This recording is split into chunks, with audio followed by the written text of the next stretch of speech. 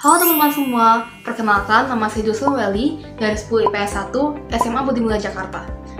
Pada kesempatan kali ini, saya menyampaikan mengenai apa saja makna wafat dan kebangkitan Yesus dan juga apa saja sikap-sikap yang perlu kita perbarui dalam membangun persahabatan dan juga sikap-sikap apa saja yang bisa kita teladani dari Tuhan Yesus. Nah, jadi semua itu akan kita bahas dalam video ini. Jadi, simak video ini sampai akhir ya. Pertama, kita bahas dulu nih, apa sih makna dari wafatnya Yesus? Jadi, menurut saya pribadi, makna dari wafatnya Yesus adalah tanda dari cinta dan kasih Allah kepada kita manusia. Jadi, maksudnya adalah Allah rela mengutus putranya yang tunggal ke bumi ini untuk menebus dosa kita manusia. Terlebih lagi, tugas perutusan yang diterima Yesus bukanlah perkara mudah loh. Ia harus melewati banyak sekali tantangan dan penderitaan dan mewartakan kerajaan Allah dan pertobatan. Jadi, dapat disimpulkan, makna kedua dari wafat Tuhan Yesus adalah konsekuensi dari tugas yang diberikan oleh Bapaknya. Wafatnya Tuhan Yesus merupakan resiko yang harus dihadapi Tuhan Yesus seorang diri untuk menyelesaikan tugasnya di dunia ini, yaitu menebus dosa manusia.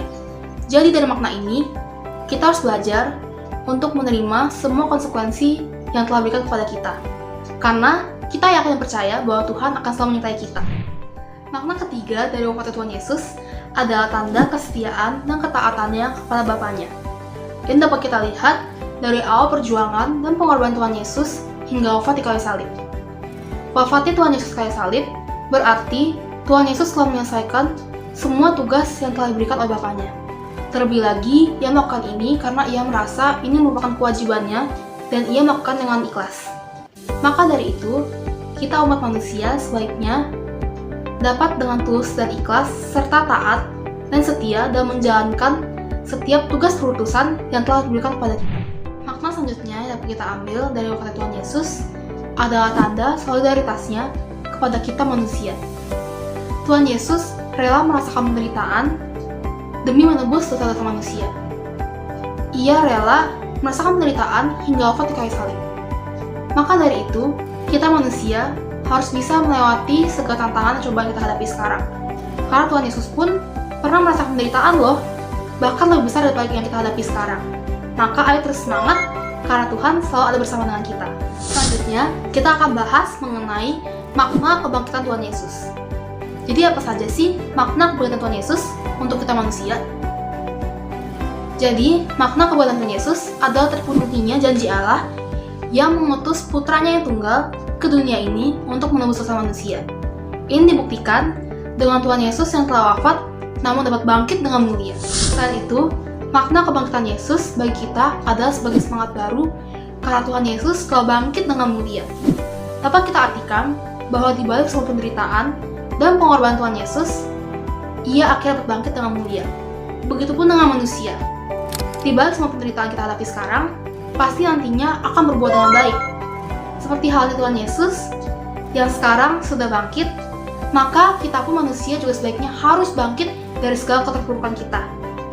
Karena percaya atau tidak, di balik semua penderitaan kita, pasti nantinya akan berbuat baik dan kita akan menerima kebangkitan seperti halnya Tuhan Yesus. Makna selanjutnya yang dapat kita ambil adalah Tuhan yang saat wafat di kayu salib dapat diumpamakan sebagai batu yang dibuang oleh tukang-tukang bangunan. Namun kini, setelah ia bangkit, batu-batu itu telah menjadi batu penjuru.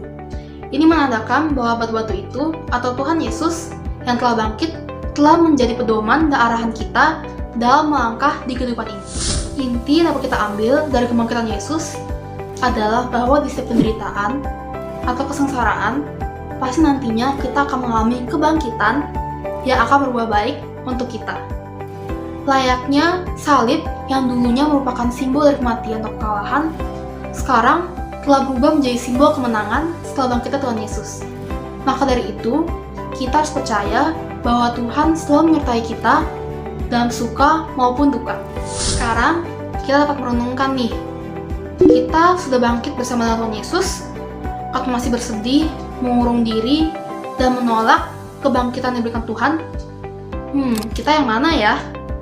Nah, setelah mendengar penjelasan ini, ayo tetap dan terus semangat dalam menjalani setiap persoalan dalam hidup kita.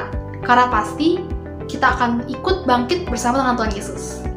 Wah, ternyata masih ada penjelasan yang harus saya sampaikan untuk materi selanjutnya nih. Jadi, saya akan menjelaskan mengenai apa saja sikap-sikap yang perlu diperbarui dalam membangun persahabatan.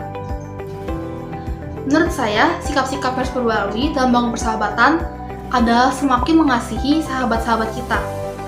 Inti dari persahabatan yang sesungguhnya, menurut saya, adalah kasih. Dengan kasih, cinta, kepercayaan, dan pemahaman akan tumbuh. Intinya, sikap yang harus diperbarui dalam membangun persahabatan adalah saling percaya, saling memahami, saling membantu, dan yang paling penting adalah saling mengasihi.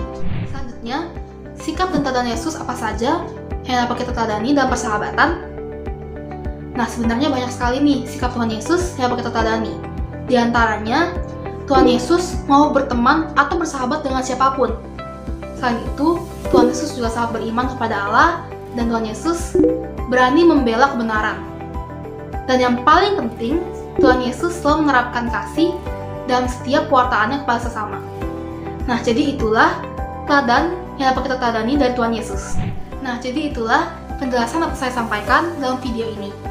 Semoga setelah nonton video ini, kita semua dapat bersama-sama bangkit bersama Tuhan Yesus dan menjadi pribadi yang semakin baik ke depannya. Terima kasih telah menonton video ini, dan saya mohon maaf bila ada kesalahan dalam penjelasan maupun tutur kata saya. Sekian, dan terima kasih.